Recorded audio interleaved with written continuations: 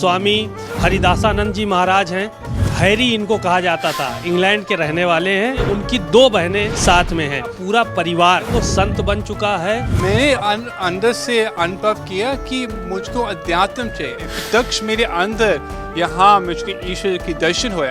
अंदर से मुझको बोध आया तो ये मेरा मार्ग है। I want to know if God knows best for me, then I want to experience it. So I left everything. कुंभ में स्नान किया, Yes, yes. कैसा लगा वहाँ पे? It was really wonderful. I used to work with prime ministers. I used to work with ministers. हमारा package must have been over 5-6 lakhs monthly. हम पर एक बहुत विशेष कृपा हुई है ईश्वर की कि पूरा परिवार को समझ आ गया कि ईश्वर से विपरीत और कुछ नहीं, और अब वो जी रहे हैं। जब आप धर्म के मार्ग पे चल रहे हो तो आपके अंदर धर्म के लक्षण होना चाहिए। नमस्कार, मैं हूँ सीमाब नकवी और आप देख रहे हैं भारत समाचार।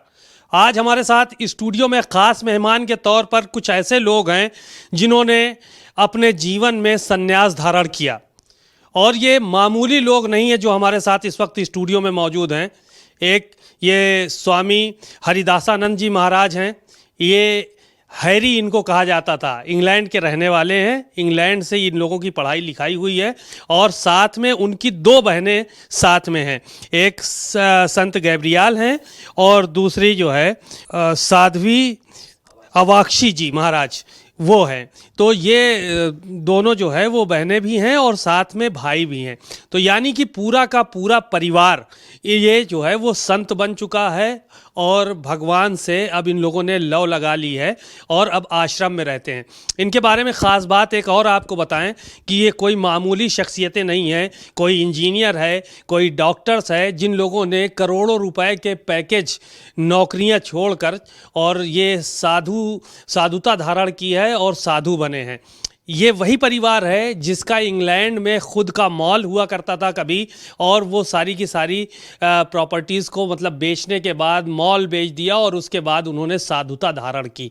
वो पूरा जो है वो पूरा परिवार एक तरह से कहा जाए जो संत बन चुका है, वो इस वक्त हमारे साथ मौजूद है। ये तस्वीरें हम आपको दिखा रहे हैं। स्वामी हरिदासानंद जी महाराज से जो है वो शुरुआत करते हैं और जानते हैं कि परिवार इनका जो है वो पूरा का पूरा परिवार कैसे संत बना, क्या इन लोगों के जहन में आया। क्योंकि लोग अक्सर ये देखा जाता है कि दौलत के पीछे भागते हैं, शोहरत के पीछे भागते हैं और नाम के पीछे भागते हैं कि हमारा बड़ा नाम हो, बड़ा दौलत ज़्यादा हो, लोग मुझे पहचाने।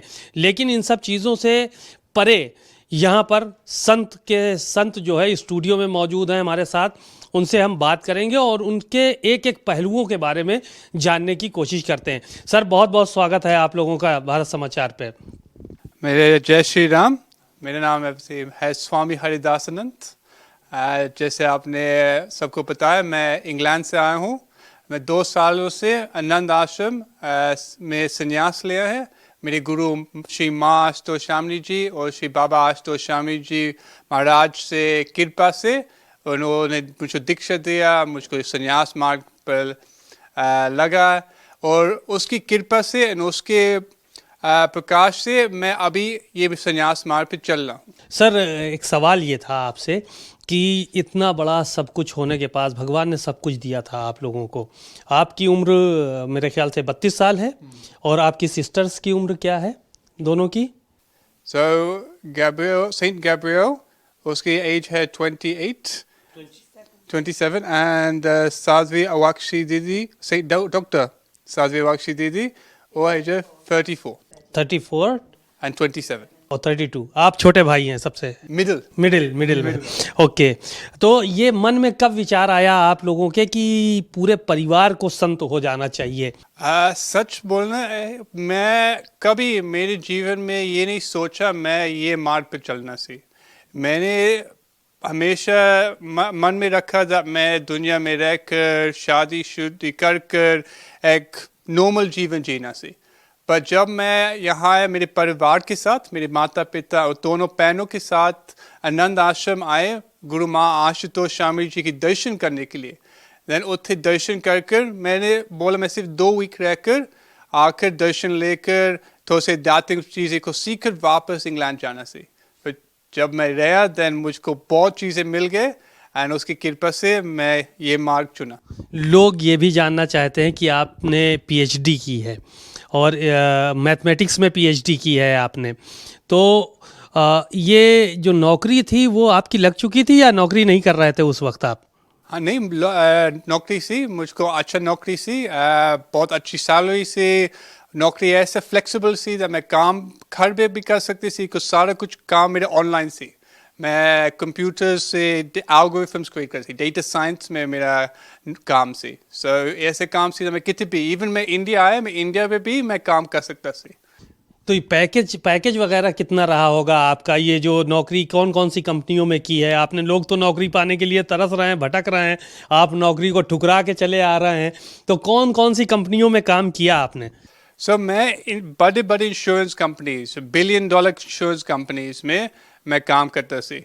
और मैं उसे एक चीज़ मैं जानता सी कि उसे पैसे बनाना इतना मुश्किल नहीं है। इफ़ आपके पास अच्छे क्वालिफिकेशंस है तो आप बहुत अच्छी चीज़ें प्राप्त कर सकते हैं। पर एक चीज़ मैंने अंदर से अनुभव किया कि मुझको अध्यात्म चाहिए, मुझको ईश्वर चाहिए। जब मेरे मास्टर स्वामी जी मुझको समझाया सच्चा अध्यात्म क्या है, बिकॉज मेरे मन जैसी अध्यात्म सिर्फ बातें हैं, सबके पास बहुत बातें हैं। पर माँ ने बोला नहीं, मैं आपको बातें में नहीं फंसाना, मैं आपको ईश्वर की दर्शन दे दूंगा।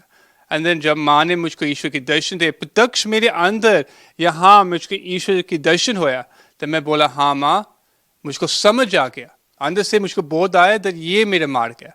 कुछ सच ये है कि दुनिया में बहुत कुछ है, दुनिया में आपको पैसे मिल सकते हैं, कि गाड़ी घर सब कुछ मिल सकता है क्या, पर वो अंतर शांति सुख वो सिर्फ अध्यात्म में है।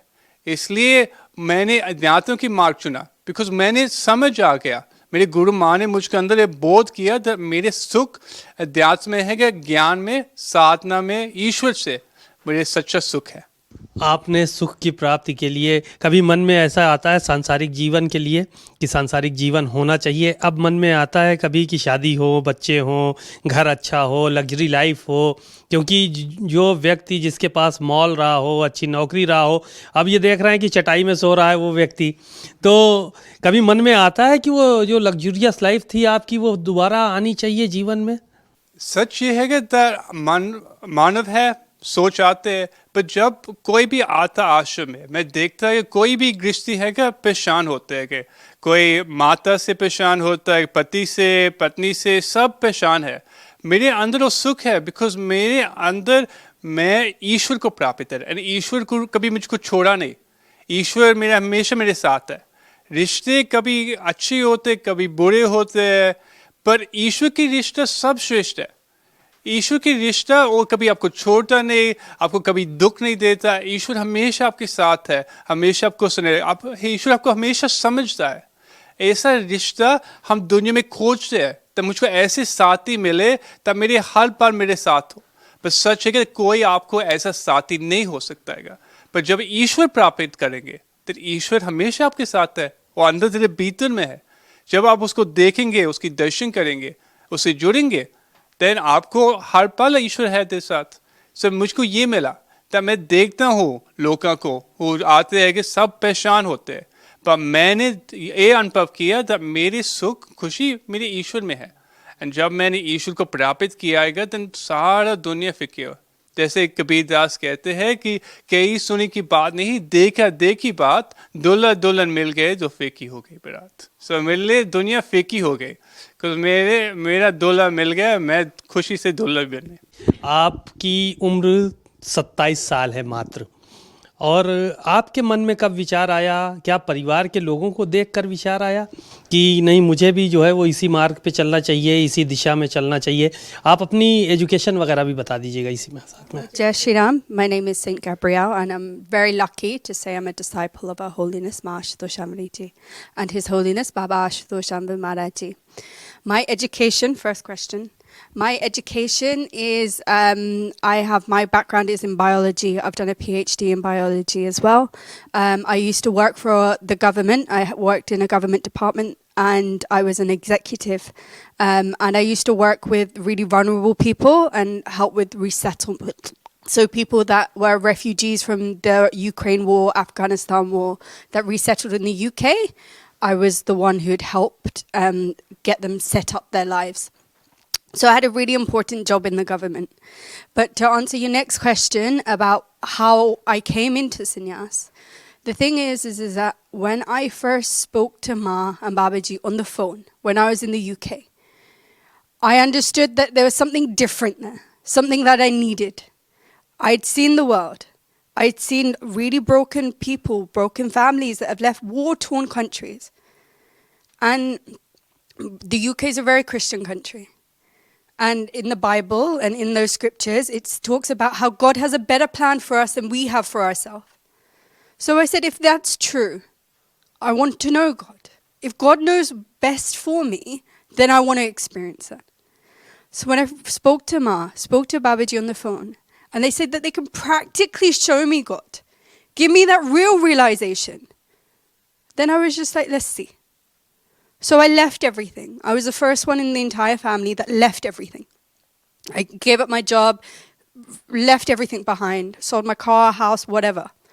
And then when I came to Lucknow, when I came to Anand Ashram, when Ma Ashutosh ji gave me that Bara Brahm Gyan, she put her hand on my head, practically showed me God. Then I realized I didn't need anything else. आप कह रही हैं कि आपने God को देखा, practically देखा, कभी उन चीज़ों की याद नहीं आती है कि आपने गवर्नमेंट जॉब छोड़ी, लाखों रुपए का पैकेज आपने छोड़ा वहाँ पे, कभी उन चीज़ों में दोबारा जाने की ख्वाहिश नहीं होती, इच्छा नहीं होती है आपकी? Okay, the easiest way I can explain this is with a little story, if you're okay with hearing it. There was once a king, and he had loads of visitors that would come and see him. But the king had said, no, I won't see them. But the king's advisors said, the people are coming to see you. Why aren't you seeing your people? The king said, they're not here to see me. The advisors said, well, they are. They're asking for you.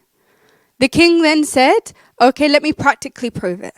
The king then designed a milla, like a fair, in the courtyard of the palace, and said that every luxury that you could possibly want, we'll have in this milla, we'll have in this fair. And we'll make a rule that whoever comes, whatever they touch, it will become theirs. And the king says, right at the end of the milla, right at the end of this fair, I will sit in my throne. And whoever wants to come and see me, they will see me. The invitations were sent to everyone. Everyone came. There were so many luxuries. There were diamonds, there were emeralds, there was silks, there was so much food. Everyone. कुंभ गई आप? कुंभ में स्नान किया? Yes. Yes, it was really wonderful. कैसा लगा वहाँ पे? It was really wonderful. It was great to see that there were so many people, especially experiencing what Kumbh Mela was about. And there was a range of foreigners as well, from all around the world, people from South Africa, people from New Zealand, people from America, people from so far away coming to experience Kumbh Mela. But what the shlok talks about is the fact that you can clean yourself externally at Sangam as much as you want, but your mind won't become pure.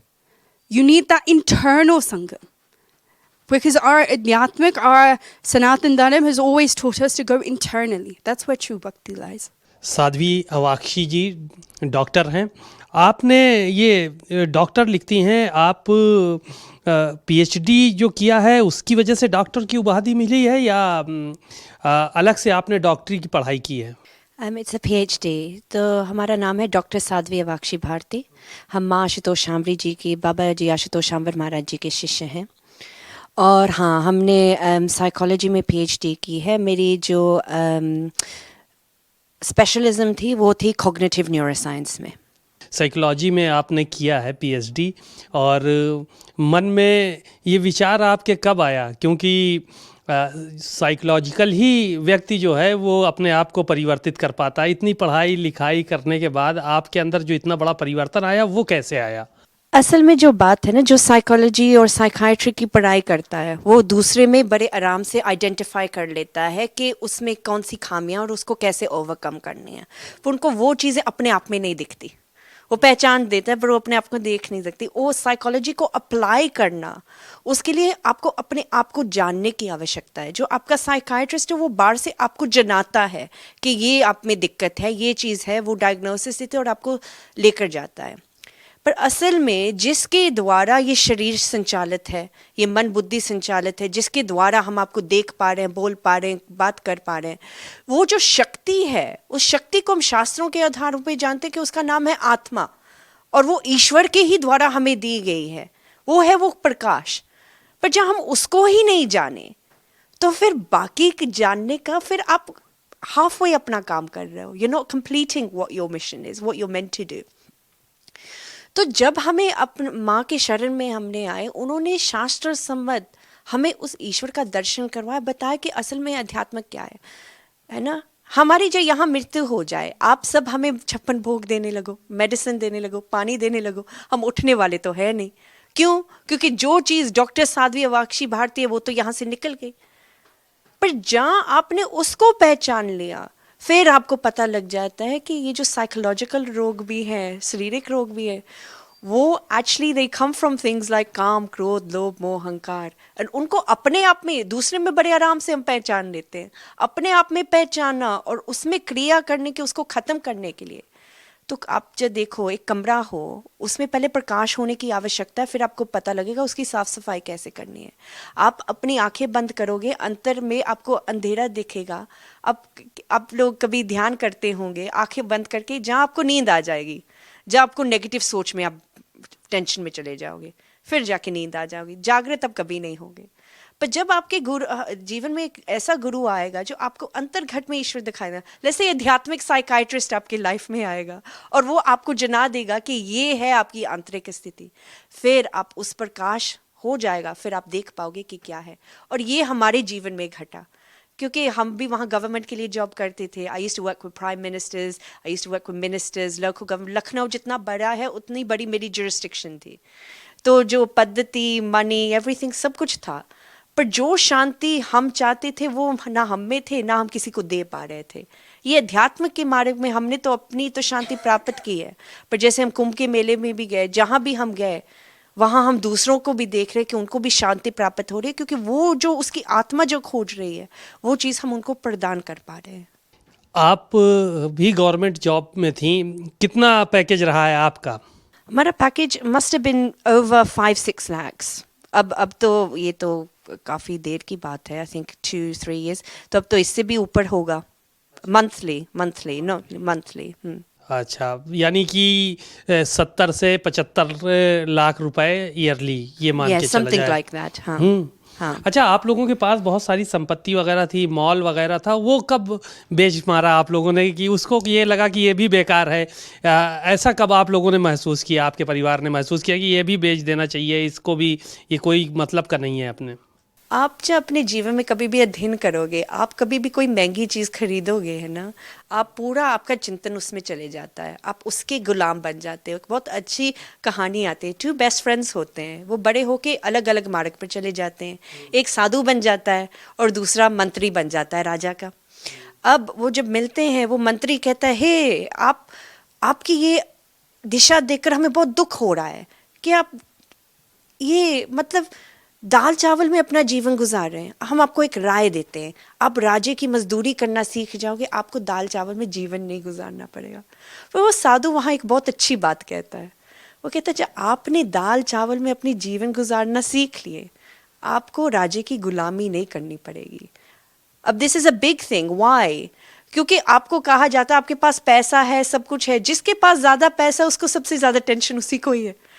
अब देखोगे आज modern ज़माने में नारियाँ hi fi handbags खरीद रही हैं, वो एक बारी पहनेंगी, फिर आके उसने डब्बे में डालना है, सिल्क पाउच में डालना है, ये करके टिका के रखना है, पूरा ध्यान उसमें रहेगा कि वो ख़राब ना हो। पर वो चीज़, वस्तु इसीलिए बनी है कि आप प्रयोग कर पाए, पर आप उस वस्तु का प्रयोग नहीं कर पा रहे, आप उसको बस टिका के रख रहे हो। क्यों? क्योंकि उसमें पैसा लगा है। जहाँ आपका धन जाएगा वहाँ आपका मन जाएगा, वहाँ सबसे ज़्यादा परेशानी होती है।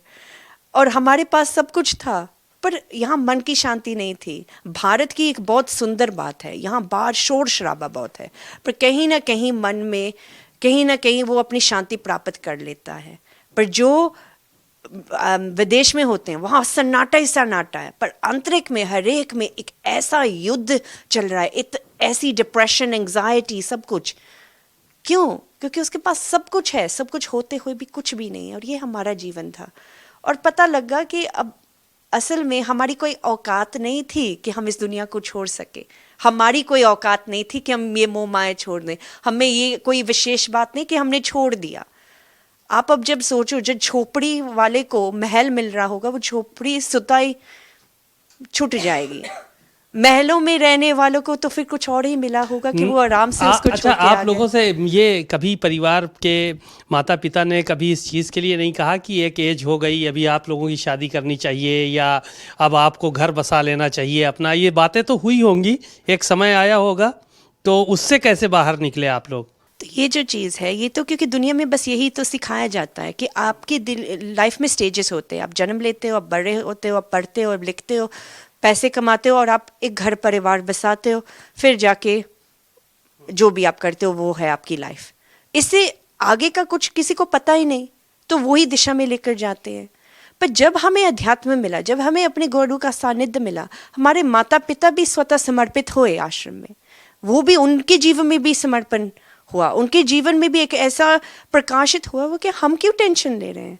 और ऊपर से ये भी हमारे माता पिता में एक बहुत विशेष गुण है कि उनका ओपन माइंडेडनेस इस चीज़ में था कि आप अध्यात्म के बारे में सीखो, हर एक चीज़ के बारे में सीखो, अपने आप को नॉलेजेबल बनाओ और फिर अपने जीवन का आप निर्णय लो। क्योंकि हम जब संन्यास में आने जा रहे थे, हमारे माता को सबसे ज़्यादा वहाँ हो रहा था कि आप संन्यास में चले जाओगे। उनको बहुत मोह, बहुत लगाव था हमारे साथ।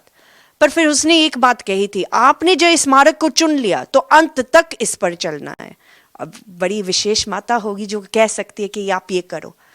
तो ये है कि हम पर एक बहुत विशेष कृपा हुई है ईश्वर की, कि पूरा परिवार को समझ आ गया कि ईश्वर से विपरीत और कुछ नहीं, और अब वो जी रहे हैं हम। देखिए, एक चीज़ और बहुत मन में लोगों के सवाल रहता है। आपसे हैरी बाबा से बात करेंगे, हरिदासानंद जी महाराज जी से। ये कहा जाता है कि जो ये संतों की दुनिया होती है, यहाँ पर नशे का भी बड़ा कारोबार है, नशा लोग करते हैं। क्या इसमें सच्चाई है कुछ? एक चीज़ मुझको बहुत हैरानी आई सी जब मैं कुंभ मेला गए सी, दैट उथे नागा साधु थे दैट नशा कर रहे सी, और मेरे गुरु ने कोई नशा कुछ भी नहीं किया। एंड ऐसे दैट इवन हम प्याज लहसुन भी नहीं खाते हैं, इसके लिए इवन भोजन की स्वाद पे गुरु कहता है कि दैट आपको सब कुछ में सेम में रहना है। मैं देखता हूँ दैट ये लोग नशा करे। हमारी संस्कृति में एक चीज लोग कहते हैं कि दैट महादेव भी, शिव भी नशा करते सी, पर वो कौन सी नशा करते सी इस चीज पर प्रश्न नहीं किया। महादेव की नशा वो अंदर, वो अमृत का, उसकी नशा करे सी, वो अध्यात्म की नशा, वो ईश्वर से जुड़ के नशा करे सी। हम क्या करते हैं, उसको बाहरी रूप से लेकर जाते हैं। हाँ, कहते हैं भांग पी लो, गांजा पी लो, गांजा खा लो, भांग खा लो, गांजा पी लो, इस तरह के नशे बहुत से कहते हैं भोलेनाथ का प्रसाद है। ये तो मैंने भी सुना है आम तौर पे। ना, ये बिल्कुल गलत है, बिल्कुल गलत है। बिकॉज सच ये है कि ये चीजें आपको अध्यात्म नहीं लेकर जाते। आप कौन सी ध्यान साधना करें, कौन सा तपस्या करें, मैं नहीं जानता। बिकॉज सच है कि दैट नशा करना बहुत आसान है, नशा ना करना, ध्यान करना है, ईश्वर से जुड़ना और त्याग करना, ये मुश्किल है। अध्यात्म आसान मार्ग नहीं है। आसान है कि मैं नशा कर मैं सारा दिन बैठूं, नहीं। अध्यात्म है साधना बैठकर ईश्वर से जुड़ना, तेरे शरीर से, तेरे मन से ऊपर उठना।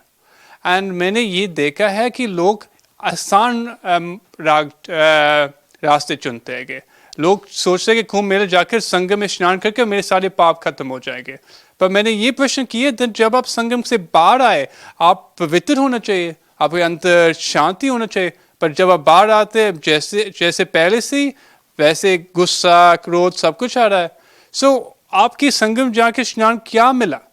ये चीजें हैं जब लोग बाहर की चीजों को पकड़कर बाहर की चीजें करते, अध्यात्म चीजें को नहीं सीखते। एंड दिक्कत ये है कि हमको ऐसे गुरु चाहिए। कुछ मेरे बात तो है, मैंने अध्यात्म को, सनातन धर्म कुछ नहीं जानता सी।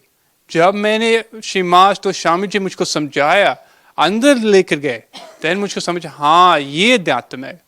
कुछ जैसे स्वामी विवेकानंद से कोई पूछा कि अध्यात्म क्या है, that religion, धर्म क्या है, वो बोला है कि that it's difficult to put into words. मुश्किल है कि शब्दों में रखना, पर धर्म है, religion है कि the realization of God, ईश्वर को जानना, ये धर्म है. सो ये मेरे बातें का लोग का चीज़ों को पकड़ देंगे मन बुद्धि के स्थिल पे, पर वो चीज़ों को अनुभव नहीं किया, देखा नहीं है. स्वर्ण नामदेव ने बोला जब देखा तब गावा तो तन तीरज बाबा. उन्हें देखा देने वो गुण गाए. लोग गुण गाते हैं पर कुछ देखा नहीं. सो मैं कह रहा हूँ that मैंने देखा इसलिए मैंने उस दुनिया को छोड़ा. कुछ वो दुनिया, जैसे आपने बहुत अच्छे से प्रश्न किया that वो दुनिया कैसे छोड़ा, आपको क्या मिला. बिकॉज लोगों के मन में ये प्रश्न है that आपने इंग्लैंड छोड़कर नौकरी छोड़ा, पैसे छोड़कर, घर छोड़कर आपको क्या मिला. बिकॉज लोग सोचते कि अध्यात्म में सिर्फ तपस्या है, पर वो आनंद और शांति वो लोग देखते नहीं है. बिकॉज सच है कि सच्चा अध्यात्म सिर्फ एक पूर्ण गुरु देता है, नकली गुरु आपको सनातन नहीं देता है. तो कुंभ में तो बहुत सारे लोग देखने को मिल रहे हैं. IIT बाबा इस्माइल पिए टहल रहे हैं, वहाँ पे पता चला कि नशा, उन्होंने खुद कहा कि हाँ हम नशा करते हैं. तो ऐसे बाबाओं के बारे में क्या कहेंगे आप? बात में ये सिर्फ रखना चाहता है कि आप क्या चाहते हो. मैंने सन्यासी लोगों को मिला, लोग कोई जाप कर रहा है, कोई पूजा पाठ कर रहा है, कुछ भी. मैं प्रश्न कहते थे आपने ईश्वर को प्राप्त किया, आपने ईश्वर को देखा, उसको मिला. जिसने आप दुनिया को त्यागा उस ईश्वर को प्राप्त करने, आप ईश्वर को प्राप्त किया ना. मैं ये सबसे पूछना है कि इफ आप साधु है, इफ आप ईश्वर को प्राप्त करना चाहते हैं, देन आपको हमारे शास्त्रों अनुसार जाना पड़ेगा. और हमारे शास्त्रों नशे की बात नहीं करते हैं, वो कहते हैं कि एक पूर्ण गुरु की शरण में जाकर वो ईश्वर की ज्ञान ले, ईश्वर की ज्ञान लेकर देन आप पूर्ण शांति सुख मिलता है, देन आप अध्यात्म, सच्चा अध्यात्म हो. एक बाबा चिमटे वाले हैं, वो पीट रहे हैं सबको, ये भी देखा होगा. कई पत्रकारों को भी पीट दिया उन्होंने. उनके पास गए, कहा बाबा का आशीर्वाद है, और चिमटा ही चिमटा बहुत मारा. एक को तो चिमटे ही चिमटा 20 चिमटे मारे होंगे कम से कम.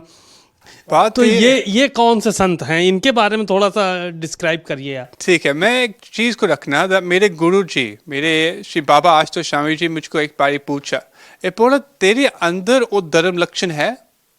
मैंने चिंतन किया, बोले जित ही क्षमा दमो से, आपके अंदर धैर्य है, आपके अंदर क्षमा है, आपके अंदर धर्म है, आपके अंदर क्रोध है ना. मैं ये प्रश्न है that if आप धर्म के मार्ग पे चल रहे हो, then आपके अंदर धर्म के लक्षण होना चाहिए.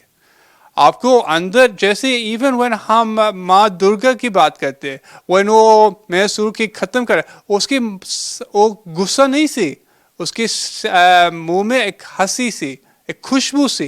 बिकॉज वो क्रोध में नहीं किया. कभी कोई माँ पुरुष ने क्रोध में नहीं कोई कार्य किया, वो अंदर हमेशा शांत सी. पर हम क्या कहते हैं, साधु लोग क्रोधी है.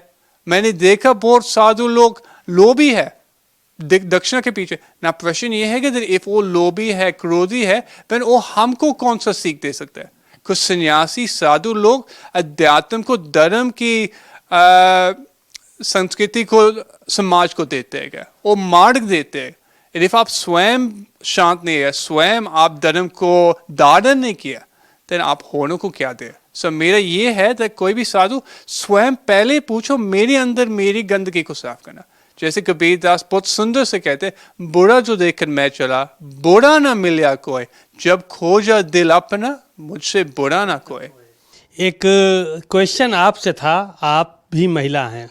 ममता कुलकर्णी नाम सुना होगा, यहाँ पे फिल्म एक्ट्रेस थी वो, और काफ़ी फिल्मों में उन्होंने काम किया. एकदम से वो लैंड करती हैं कुंभ में, और उनको महामंडलेश्वर की उपाधि दे दी जाती है वहाँ पर.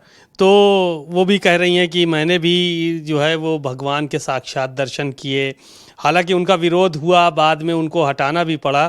तो बहुत सारी फिल्में की, बहुत सारे उन्होंने गाने किए. तो बड़े सवाल उन पर खड़े हो रहे हैं कि एकदम से महामंडलेश्वर, एकदम से संत बन जाना उनका, ये कैसा है? आपको लगता है कि इस तरह की दुनिया से और डायरेक्ट आके महामंडलेश्वर बन जाए कोई, ये कैसा है? What I'd honestly say is, firstly, one aspect. If someone wants to leave that life, so she was an actress, right?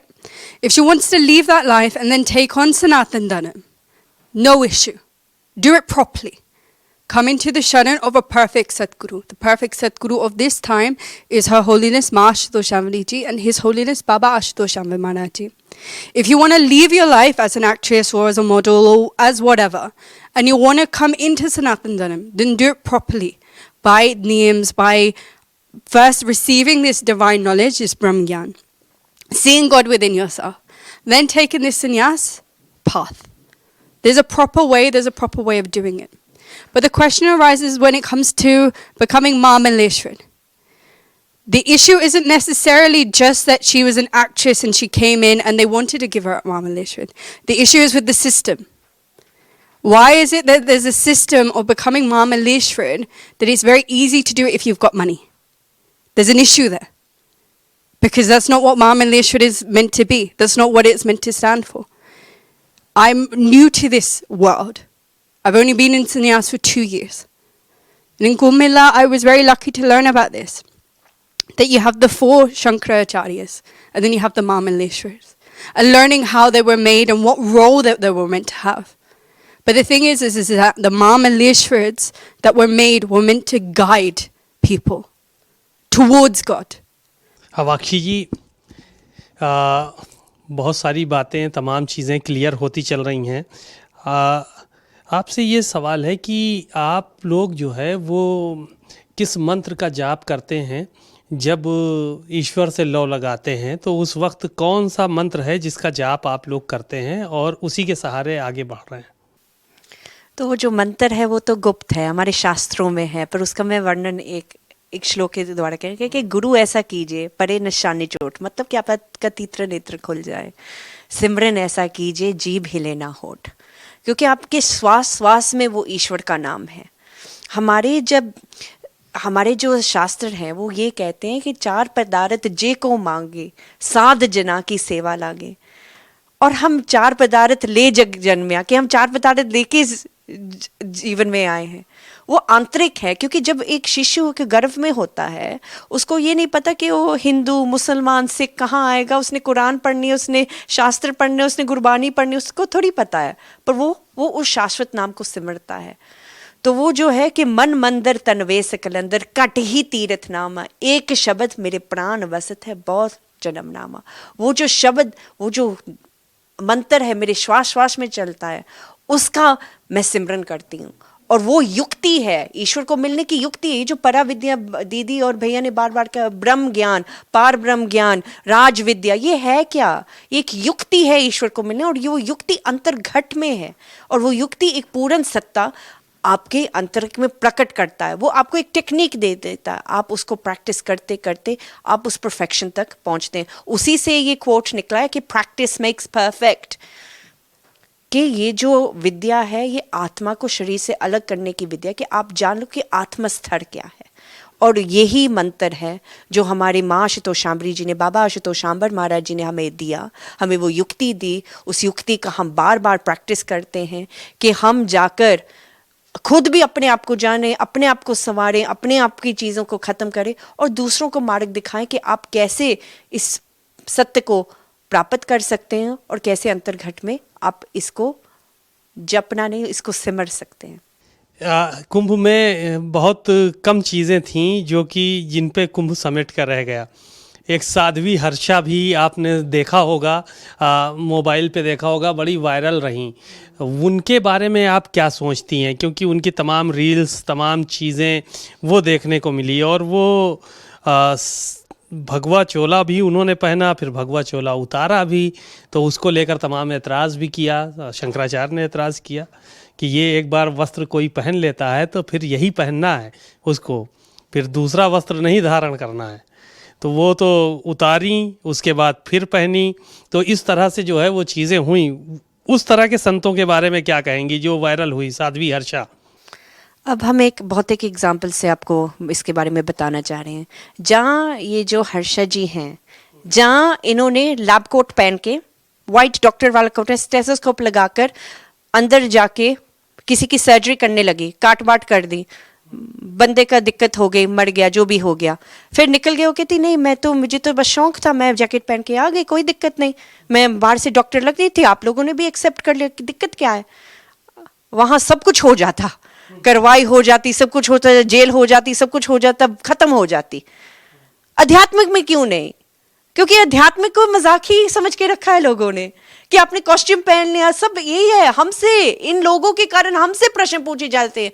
अच्छा, आप लंदन से आए हैं, आपने कुंभ के लिए ये संन्यास धारण किया है, कुंभ के लिए आपने ये चोला पहना हुआ है। हमें तो पता ही नहीं था कि कुंभ होता क्या है। हमने तो असली कुंभ अपने अंतर में जब जाना, तब हमारे गुरु ने कहा कि बाड़ला जो कुंभ होता वहां भी आपको भेजते हैं। साधु संत होता क्या है, वो क्या करता है, उसकी क्या तप है, उसका क्या तपस्या है, क्या वो दिन रात ठंडे पानी में स्नान कर सकती है, क्या वो खुद अपने चोले खुद धोती है, क्या उसने अग्नि की साधना की है, क्या उसने जल की साधना की है, क्या उसने शीत की उस ठंड की साधना की है। सिस्टम में प्रॉब्लम है। मैं भगवा 2 दिन पहन के घूम लूं तो इसका मतलब है कहीं ना कहीं एक षड्यंत्र है, एक कंस्पिरेसी है। एक एक्ट्रेस जो होता है, एक मॉडल जो होता है, उसको पता वो किरदार कैसे प्ले करना है। वो आई, अपना किरदार प्ले किया और वो चले गई, और फिर संतों को वो जाके अपने आप से उसने श्राप दे दिया। असल में क्या है, श्राप देना ही, इसका विज्ञान भी है श्राप का। असल में साधु संत ऐसे देते ही नहीं है। और आप खुद किसी को दे रहे हो और खुद कह रहे हो कि नहीं, आपने जो सनातन से जुड़ना है, जहां उसने डॉक्टर बनना था वो पढ़ाई करती, डॉक्टर्स के पास जाती, उस विज्ञान को प्राप्त करती, फिर वो बनती। उसने जब संत बनना है वो संतों के शरण में जाती और पता करती और फिर आगे बढ़ती। वो जो अपने एक्ट्रेस के बारे में, उनका नाम भूल गए, जिनका भी आपने दीदी से पूछा था, वो भी चीज है कि ये है कि आप एक दिन आप एक्ट्रेस हो, दूसरे दिन महामंडलेश्वर की एक उपाधि है, एक गाइडेंस है। आपको पता है वो शंकराचार्य ने जो इतना तपस्या करके वो अपना कार्य कर रहे हैं, तो आपका ये मतलब आप कोई भी गद्दी कहीं भी खरीद सकते हो। आपको सनातन में कोई इंटरेस्ट नहीं, ईश्वर में कोई इंटरेस्ट नहीं, आपको सब कुछ तमाशा लगता है, तो आपको तमाशा ही दिखेगा। कैसे खत्म होगा तमाशा? आपके मन में कुछ बात है, कैसे ये खत्म होगा तमाशा जो बना हुआ है? साध्वी हर्षा हो या फिर IIT बाबा हो जो नशे में धुत रहते हैं, या फिर ये मोनालिसा, तो ये कैसे खत्म होंगी ये सब चीज़ें? लोग तो उन्हीं के दर्शन करने के लिए बड़ी संख्या में जा रहे हैं, लोग पैर छू रहे हैं, उनके चिमटे वाला बाबा पीट रहा है और लोग उसके पैर पे गिरे पड़ रहे हैं जाके, तो ये कैसे खत्म होगा? तमाशा 2 चीजों से खत्म होगा। एक, असल में सनातन को जानना, उस ईश्वर के दर्शन करना, अंतर्घट में उस चीज को जानना, एक जिज्ञासा होने की ट्रूथ क्या है, और आप अपने असूलों पर खड़ना। आप जब देख लो, जाइए कुंभ मेला, मुसलमानों का एक मेला होता, वहां वो आपको एक अक्षर इधर उधर नहीं करने देते, आपको पता आपकी जान खत्म हो जाती। हम सनातनी ऐसे क्यों नहीं है? हाँ, हिंदू वो होता जो अपने अंतर्घट में उसने हिंसा को खत्म कर दिया, ठीक है, पर इसका ये मतलब नहीं कि जब आप पर वार होता, आप शस्त्र, आपको अपने शास्त्र नहीं पता और आपको शस्त्र भी नहीं उठाते हो। और दूसरी चीज, आप जो देख रहे हो, चाहे आप फिल्म देखना चाह रहे हो, बॉलीवुड देखना चाह रहे हो, ये चीजें, फिर आप वो देखो, फिर आप सनातन में दखल अंदाजी मत करो, फिर आप क्लियर हो, हमें नहीं ईश्वर चाहिए, हमें नहीं कोई रुचि है, पर इस सनातन को तमाशा न बने। दोनों, ये समाज की भी रिस्पॉन्सिबिलिटी है, वो क्या ग्रहण कर रहा है, और संतों की भी रिस्पॉन्सिबिलिटी, इसके ऊपर आवाज उठाएं। क्योंकि अब मैं वो आवाज उठा रही हूं, अब समाज हम पर आवाज उठाएगा, हम में कोई त्रुटि होगी, कोई गलती होगी, फिर उसको सुधारूंगी ना, बाकियों की भी सही दिशा दूंगी। आपको खुद अपनी दिशा सही करनी पड़ेगी, फिर आप दूसरों को मार्ग बता पाओगे। चलिए, बहुत बहुत धन्यवाद आप तीनों का हमारे साथ। आप देख रहे हैं पूरा परिवार है, 2 बहनें हैं, PhD है, एक डॉक्टर है, और साथ में मैथमेटिक्स से आप भी, बाबा हैरी बाबा जो है वो भी हैं यहाँ पर, वो PhD किए हुए हैं। लाखों रुपए का पैकेज तीनों लोगों का अगर मिला लिया जाए तो 4-5 लाख रुपए महीने का जो है वो एक व्यक्ति का पैकेज है, यानी कि 15 से 20 लाख रुपए हर महीना छोड़कर, अपना मॉल बेचकर, अपना घर बार छोड़कर आज ये आश्रम में रह रहे हैं, ज्ञान प्राप्त कर रहे हैं और चटाई में सो रहे हैं। इनकी बातें भी आप लोगों ने सुनी होंगी कि किस तरह से धर्म को आगे बढ़ाना है, धर्म क्या है और इन लोगों के जीवन में कैसे परिवर्तन आया। इन सब चीज़ों पर इन्होंने खुलकर बात की और तमाम बातों से हम लोगों को रूबरू कराया। आप देखते रहिए भारत समाचार।